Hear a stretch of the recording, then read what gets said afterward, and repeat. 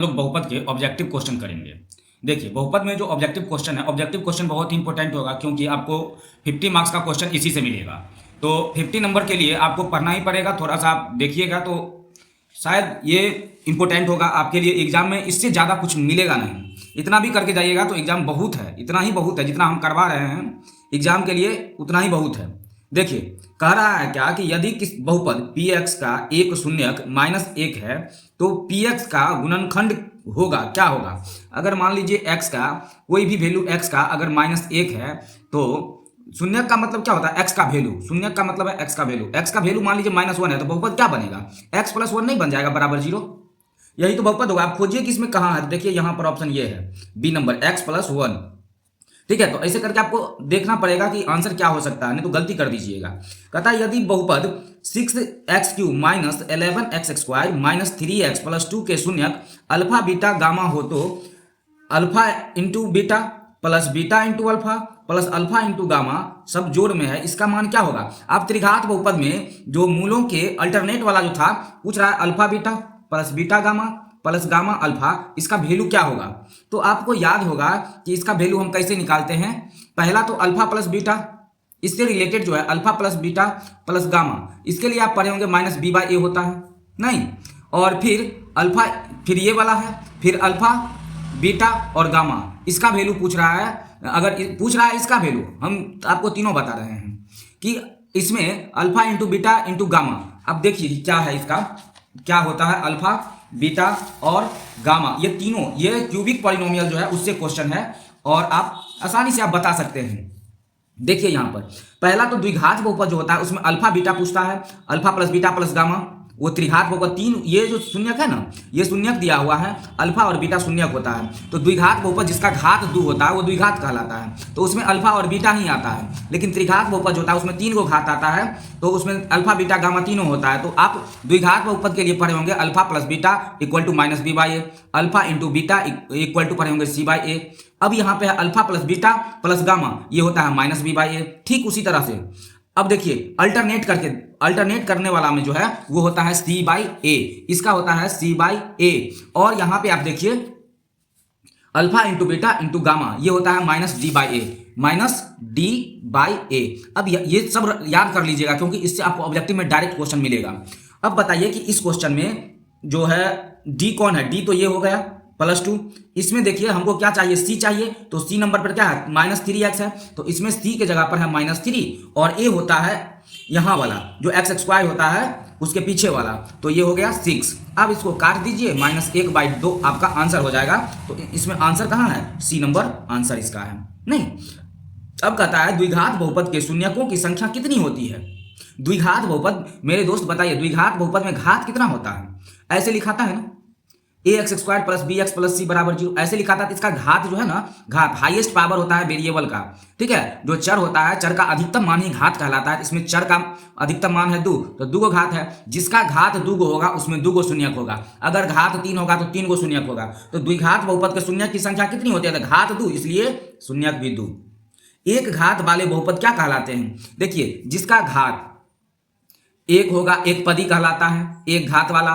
घात अगर 2 हो गया, घात अगर 2 हो गया तो द्विघात कहलाता है। घात अगर 3 हो गया तो त्रिघात कहलाता है। भात नहीं ना समझ रहे हैं आप, घात है, घात डिग्री जिसको कहते हैं। 3 घात वाला को त्रिघात कहते हैं। तो ऐसे करके घात का अगर पूछेगा कि एक घात वाला क्या कहलाता है, द्विघात वाला क्या कहलाता है, त्रिघात वाला क्या कहलाता है, आप आराम से देख लीजिएगा। ठीक है, और आराम से क्वेश्चन सॉल्व कीजिएगा।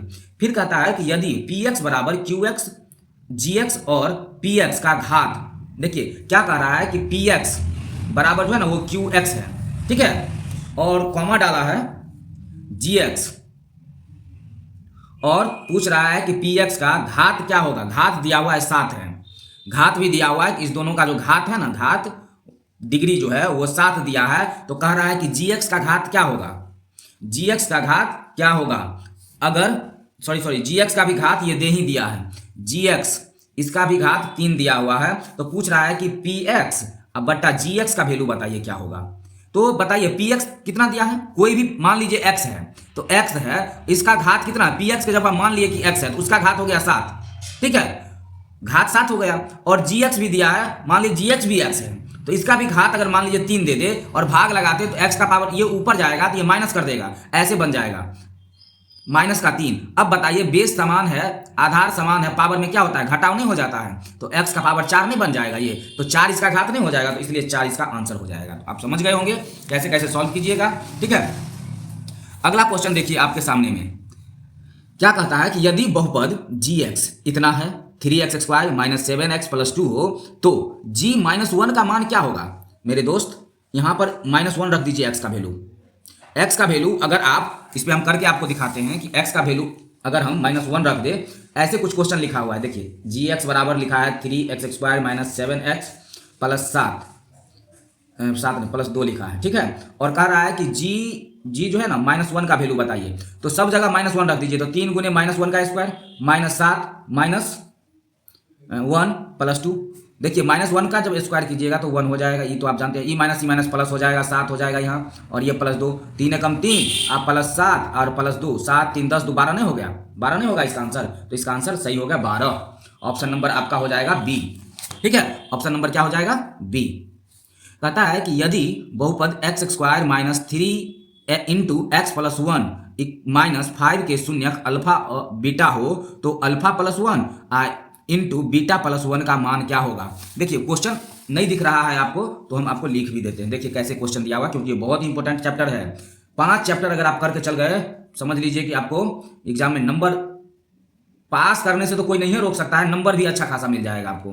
कुछ क्वेश्चन इस तरह से लिखा हुआ है।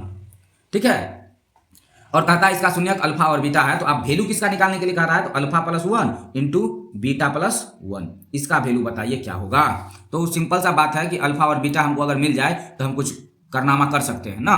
तो इसमें से अल्फा और बीटा निकालना एगो मुश्किल है ना। तो बताइए कि अगर हम इसको गुना करके देख लेते हैं कि क्या आता है, गुना कर लेते हैं। तो अगर गुना करेंगे तो अल्फा इंटू बीटा होगा, अल्फा को बीटा से गुना करेंगे, फिर अल्फा को 1 से गुना करेंगे तो अल्फा हो जाएगा, फिर बीटा को 1 से गुना करेंगे तो फिर प्लस बीटा हो जाएगा ना। अब फिर 1 को 1 से गुना कीजिएगा तो 1 हो जाएगा। तो सिंपल सा हमको एक बार प्रोडक्ट चाहिए मूलों का और एक बार सम चाहिए। तो अगर हम मूलों का योग और मूलों का गुणनफल अगर निकाल ले तो हमारे पास इसका आंसर आ जाएगा। तो निकालते हैं, देखिए x² माइनस 3x और माइनस 3 गुना कर दिए 3 से, और इधर है 5, x² माइनस 3x माइनस 8। अब यहाँ से बताइए अल्फा प्लस बीटा क्या होता है, माइनस b/a। तो b के जगह पर क्या दिया है, -3, यहाँ माइनस है ही पहले से, तो इसको कर देगा प्लस, और एक के जगह तो एक है, x² के पीछे में कुछ नंबर ही नहीं है तो 1 हो गया। तो अल्फा प्लस बीटा के जगह पर क्या आ जाएगा, 3 अल्फा इंटू अगर बीटा निकालिएगा तो होता है c/a, तो c के जगह पर है -8 और a के जगह तो कुछ है ही नहीं तो हम 1 रख देंगे। तो यहाँ से हमको आ गया -8 प्लस 3 प्लस 1, तो 3 1 4 ये 8 में से माइनस में 8 है और प्लस में 5 है, तो घट के आएगा -3, और -3 ही आपका सही आंसर आ जाएगा। ठीक है, सॉरी -3 है, 3 1 4, 8 में से 4 घटाइएगा तो 4 बचेगा, 4 ना बचेगा, 3 कैसे कर दीजिएगा, तो 4 आ जाएगा। ठीक है, -4 आ जाएगा। अगला क्वेश्चन आप देखिए क्या कर रहा है कि यदि बहुपद x² plus px minus q के शून्यक एक दूसरे के व्युत्क्रम हो तो q का मान क्या होगा। इस q का मान क्या होगा अगर शून्यक इसका एक दूसरे का उल्टा है। व्युत्क्रम का मतलब होता है उल्टा। अगर मान लीजिए इसका शून्यक तो होता है एगो अल्फा और एगो बीटा, अगर द्विघात में है तो हाँ x का पावर 2 लिखा हुआ है, तो वैल्यू बहुपद कुछ इस तरह से है लिखा हुआ, ऐसे दिख रहा है ना आपको, ऐसे कुछ लिखा हुआ है। अब इसमें बहुपद का तो इसका अल्फा और बीटा आएगा। कह रहा है कि अल्फा जो है ना इसके व्युत्क्रम है 1/बीटा है, ऐसा करके कुछ लिखा हुआ उल्टा। इसका शून्यक जो है एक दूसरे का उल्टा है, तो शून्यक तो ऐसे ही आएगा अल्फा और बीटा इसका ना।